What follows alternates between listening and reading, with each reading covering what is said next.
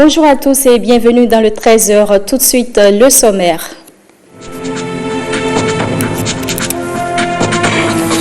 Ça y est, c'est fait. Le Bénin est en 8e de finale de la Coupe d'Afrique des Nations. Une qualification historique.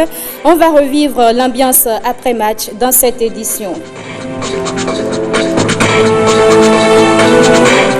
Après le sport, on parlera de cet atelier organisé par le réseau francophone des régulateurs de l'énergie.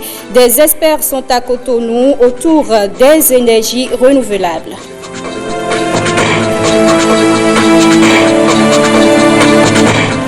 Et puis le Conseil national des chargeurs du Bénin effectue sa première session de formation de l'année 2019 au profit des acteurs du port de Cotonou et des professionnels des secteurs connexes. On en parle dans ce journal. Ils avaient besoin de nul face aux Lions indomptables du Cameroun pour obtenir une qualification au second tour de la prestigieuse des compétitions africaines. Chose faite désormais, le Bénin est en 8e de finale. Bruno Soali nous résume la rencontre d'hier.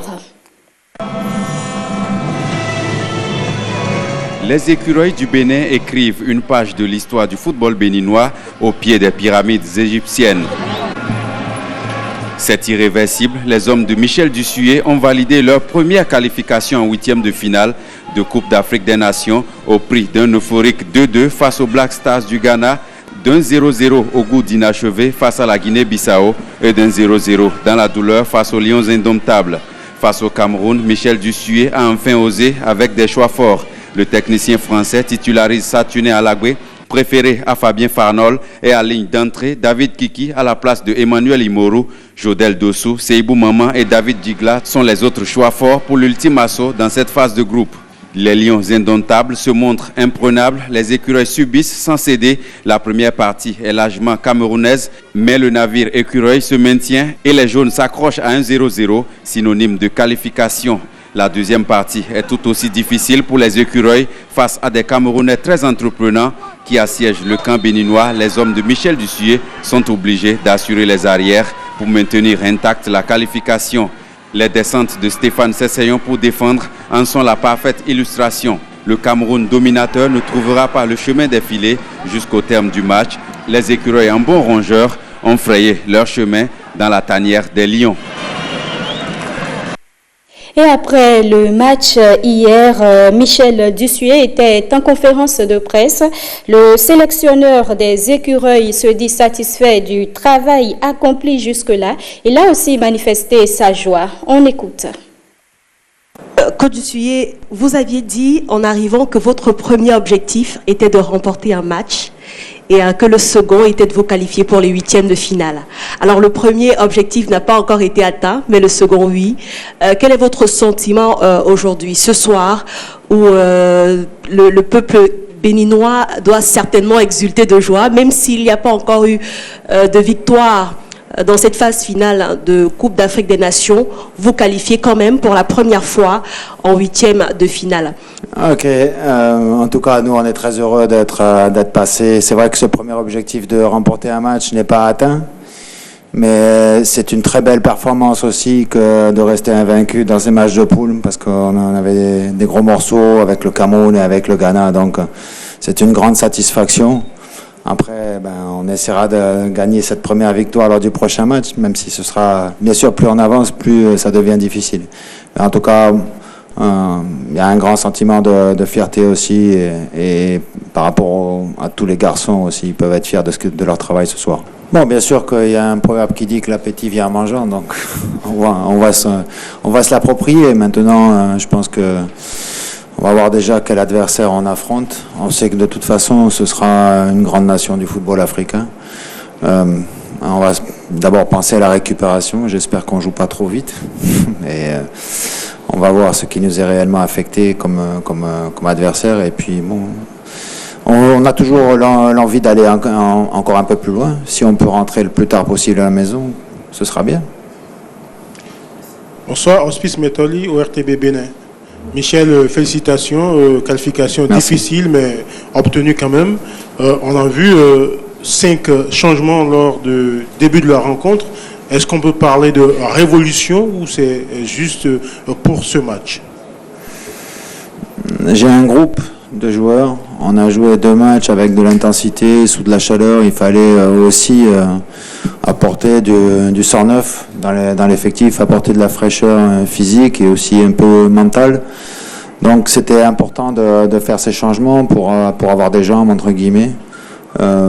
Après, voilà, tout le monde est important dans ce groupe, quoi. Il n'y a pas des joueurs qui sont moins importants, et ceux qui ont eu l'opportunité de débuter le match de ce soir comptent aussi dans la qualité de notre effectif, et ils ont apporté ce qu'on a, même si ça aurait pu être un peu mieux sur le plan offensif, mais en tout cas ils se sont battus à l'image de toute l'équipe, ils se sont fondus dans le collectif, et voilà, ces félicitations à tout cela. On a vu Barazé, Seydou Barazé qui est pratiquement époumoné, mais aucune solution n'est apportée à ce niveau, au point où Stéphane était carrément obligé de venir supplier ce dernier. Mais c'est ça, on veut comprendre. Michel. En tout cas, vous avez la réponse en partie, quoi. La question, c'est de savoir qui peut jouer à sa place. Répondez à cette question, ça m'aidera, quoi.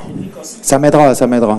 Aujourd'hui, Kossi arrière droit, alors qu'il joue au milieu de terrain, et vous voulez le mettre arrière droit dans un match comme ça, vous voulez le balancer dans un match contre le Cameroun de la Coupe d'Afrique, pardon. Vous voulez mettre un joueur, le dézoner complètement, le faire jouer sur un poste inhabituel dans un match de Coupe d'Afrique alors qu'il n'a même pas une sélection. Soyez raisonnable, soyez sensé, quoi, au moins, dans vos analyses. La joie se lit sur tous les visages après cette qualification de l'équipe nationale du Bénin. Ekiliru Gounou Sero est allé à la rencontre cette fois-ci d'un couple bénino-camerounais. Rien que des moments intenses. Regardons ensemble. La Coupe d'Afrique des Nations, c'est aussi dans les familles ici à Parakou, des familles pas comme les autres, des familles mixtes. Nous avons fait une incursion dans une famille bénino-camerounaise. L'homme est camerounais, la femme béninoise. Nous sommes venus voir comment ce couple va vivre cette ultime rencontre entre le Bénin et le Cameroun à l'occasion de cette dernière journée de la phase de groupe de cette Coupe d'Afrique des Nations. Suivez-moi plutôt.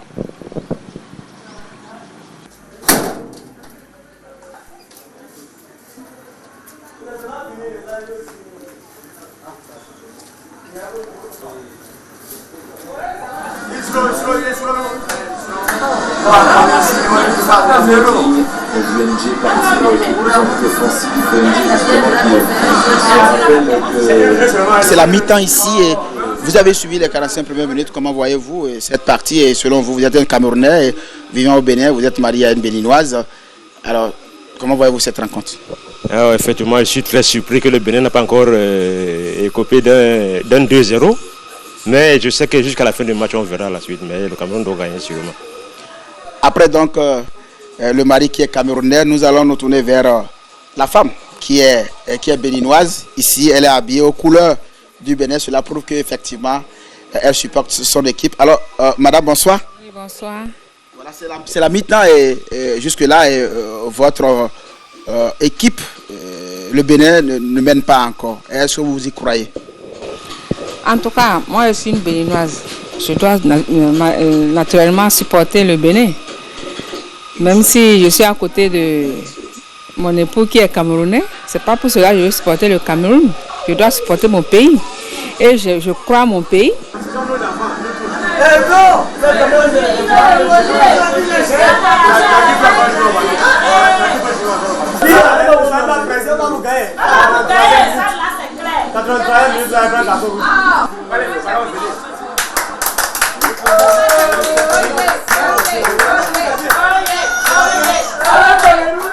C'est la fin du match ici, dans cette famille où nous avons vécu des moments intenses.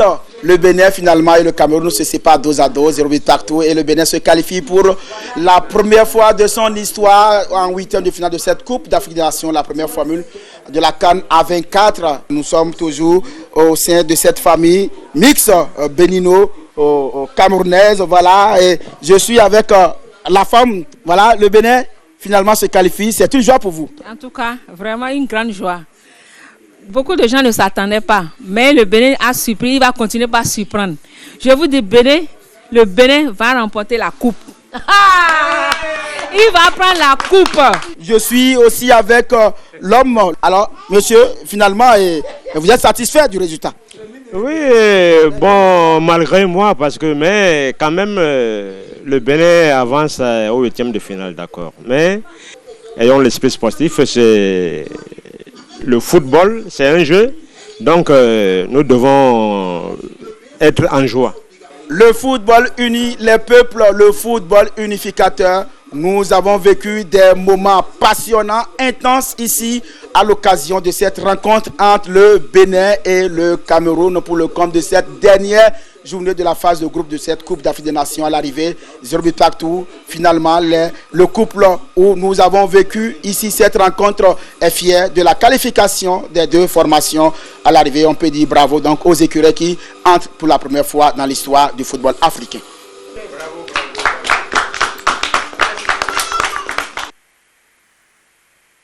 Le match Bénin-Cameroun, un match nul mais qui restera gravé dans les mémoires. Chamsdine Baghiri et Olviga Messan ont suivi la rencontre avec certains journalistes à Parakou. Ils ont également sillonné quelques artères de la ville au thème du match. Regardez.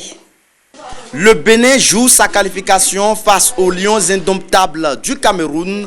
Personne ne veut se faire compter l'événement ici à la maison de la radio, à la direction régionale de l'ORTB Parakou. Les férus du Curon se sont donné rendez-vous pour vivre ce match Bénin-Cameroun.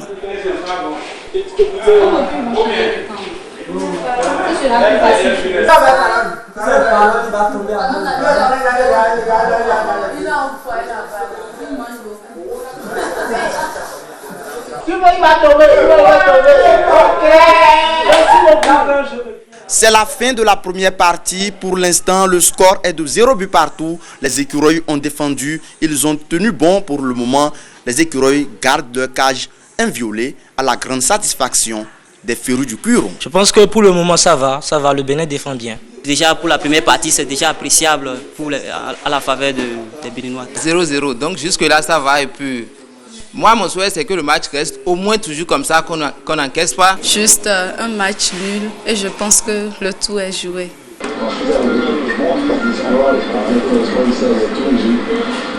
Après Radio Parakou, nous voici ici au sein d'un bar-restaurant d'un organe de presse privé de la cité des Koubourou.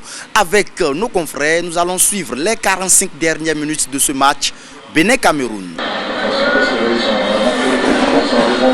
Retour à la maison, hein, donc dans l'autre sens aussi, voilà, c'est une prise de risque quand même. Il est quand même parti pour insister là.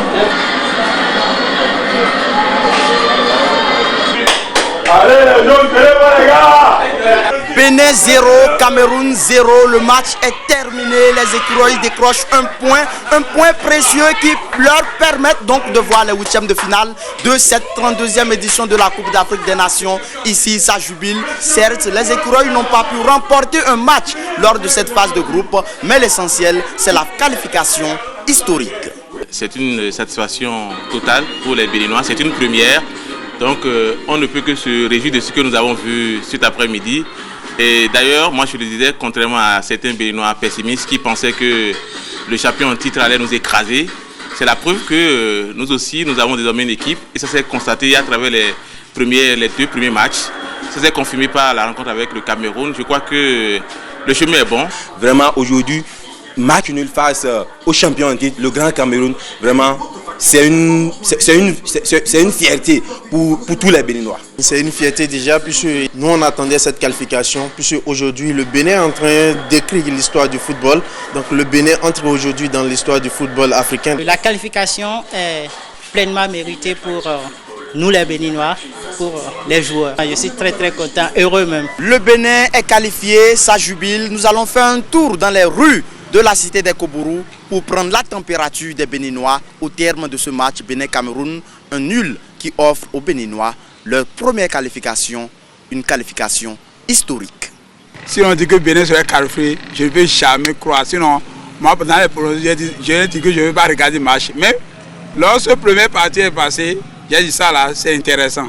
C'est la deuxième partie, je conçois suivi, j'ai vu que les gens ont joué. Non, sincèrement, bravo aux écureuils. Résister face au Cameroun, vraiment, c'est une joie. On ne s'attendait pas à ça, vous savez. Donc c'est vraiment une joie. On est trop contents, vraiment. C'était formidable. Résister face aux Lions indomptables, je ne croyais pas à ça. Donc, je suis trop content. Donc pour la suite, je souhaite le meilleur pour nous.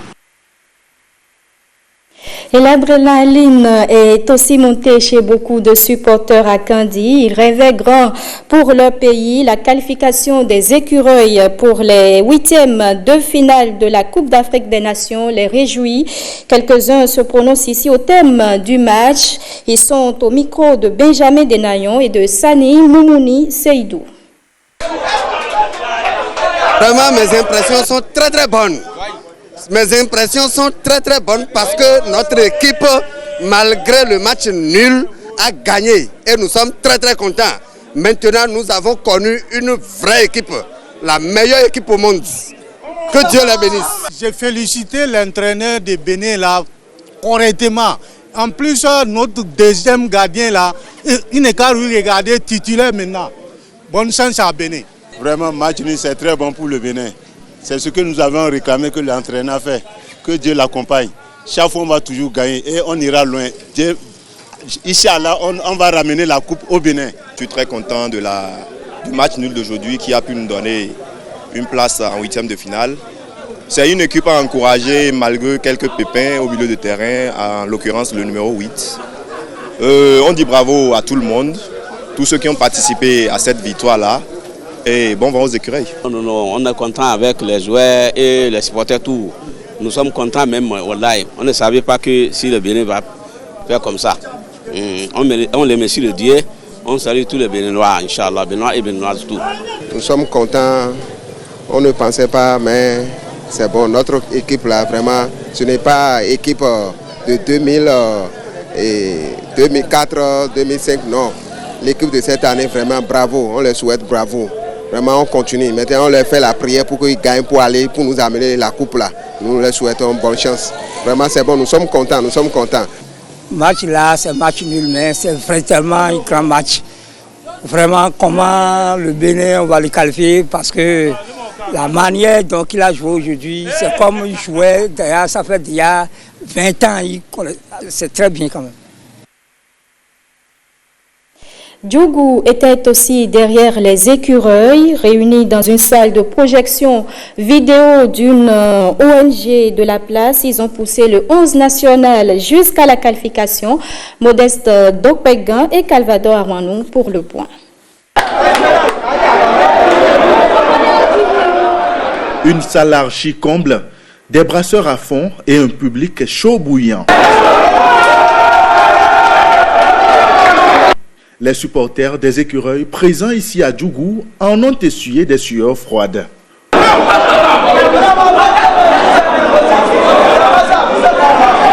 Convaincus des chances de qualification du 11 national, ils ont poussé les écureuils jusqu'au coup de sifflet final.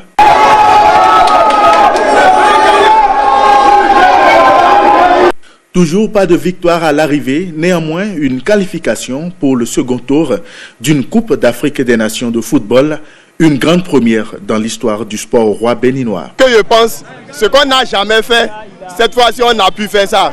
On est trop content avec les écureuils du Bénin. Premièrement, d'abord je remercie le gardien. Notre second gardien, il a trop enlevé beaucoup de buts. Et je remercie encore nos défenseurs qui nous ont trop sauvé. Je suis très content. Et ce qui m'étonne, il faut voir Béninoise et garder Ghana et Cameroun encore. Donc quand on a sorti là, moi je sais qu'on va faire quelque chose. Dieu merci. C'est ça qu'on va dire. Seulement. La joie est à son comble ici, dans la cité des Pétoni, qui a longtemps espéré cette qualification des écureuils du Bénin.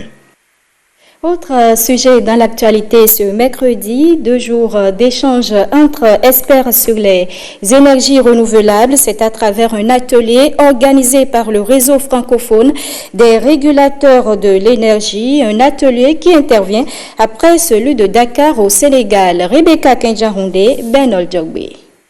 L'énergie électrique conventionnelle représente la quasi-totalité de la consommation actuelle d'énergie dans le monde. Seulement voilà, elle peut se révéler toxique aussi bien pour les animaux que pour l'environnement.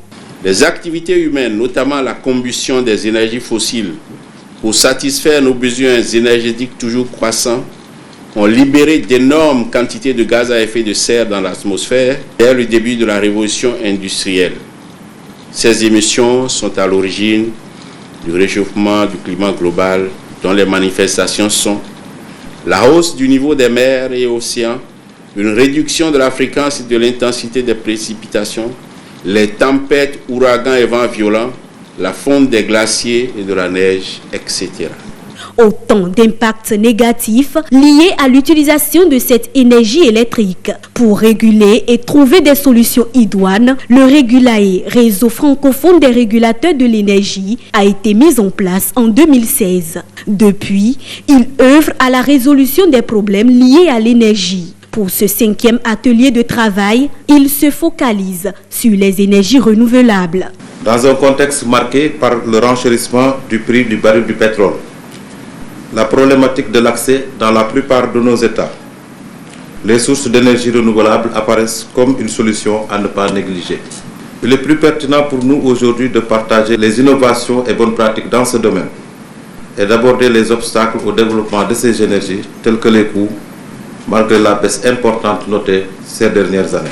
Les énergies renouvelables cristallisent les préoccupations actuelles sur l'environnement et le développement. Le gouvernement du Bénin en fait une de ses priorités. Le gouvernement, dès son arrivée en 2016, a dit ceci: nous devons avoir un mix énergétique responsable.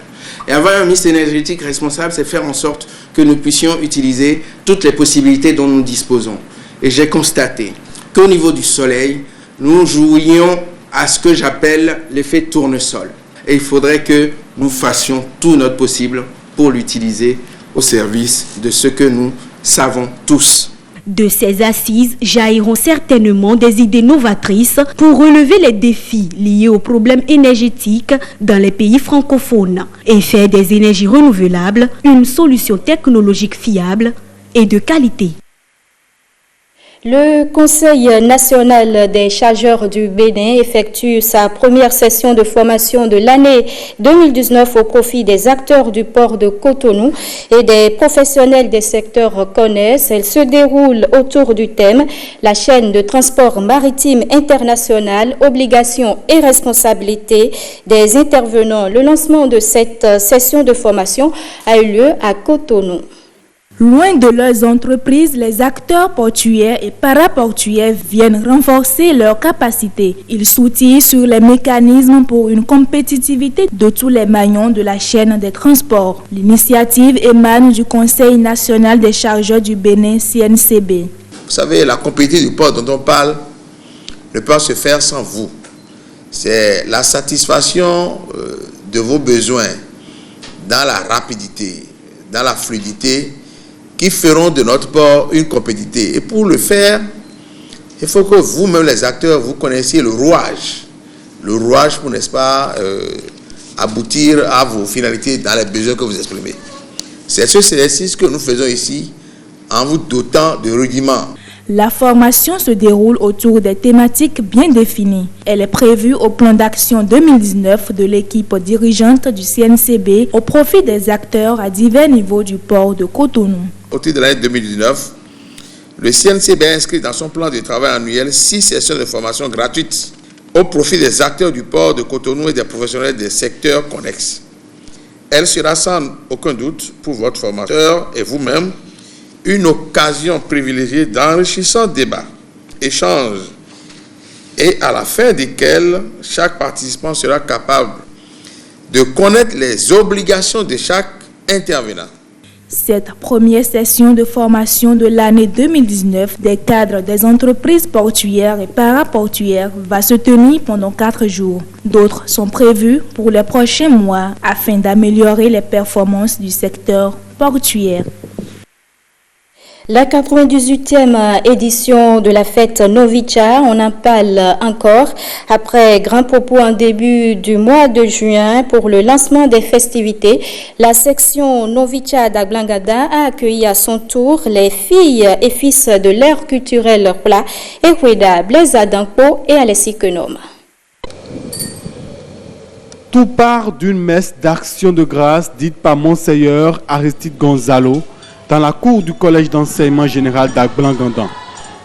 À cette Eucharistie de retrouvailles des filles et fils Khoulaïoueda, l'évêque du diocèse de Porto-Novo s'est appuyé sur les lectures du jour pour appeler à la culture de la fraternité et de l'amour du prochain. Pour que les grâces du Seigneur abondent sur nous, l'Église nous invite à méditer des textes soigneusement choisis en ce 13e dimanche du temps ordinaire. Au-delà de la reconnaissance ethnique, culturelle et géographique, Dieu appelle les fils et filles de la fraternité Novicha à vous aimer et à vous entraider, à être et à vivre dans la vérité où que vous vous trouviez. Ainsi serez-vous réellement les témoins de la lumière de l'Esprit Saint reçu à la Pentecôte. Marchez sous la conduite de l'Esprit Saint, nous dit Saint Paul dans la deuxième lecture.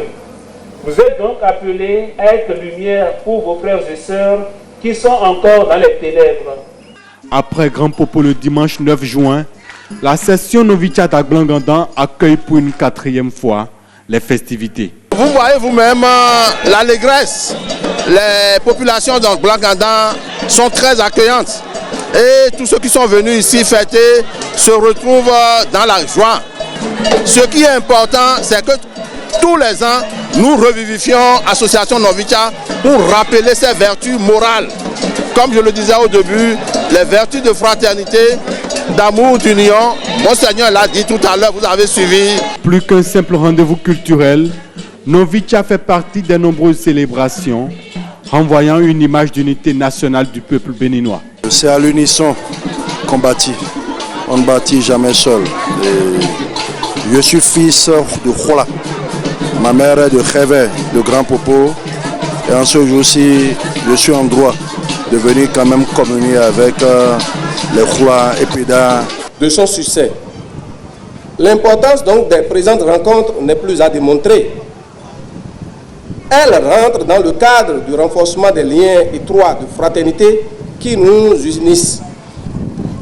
En effet, les profondes mutations qui s'opèrent aujourd'hui au Bénin, en Afrique et dans le monde, au plan du grand regroupement en vue de la préservation de notre culture, nous interpellent tous au plus haut niveau et nous projettent dans des défis majeurs auxquels nous devons faire face. Après la messe, place aux réjouissances populaires, conformément à la volonté des précurseurs.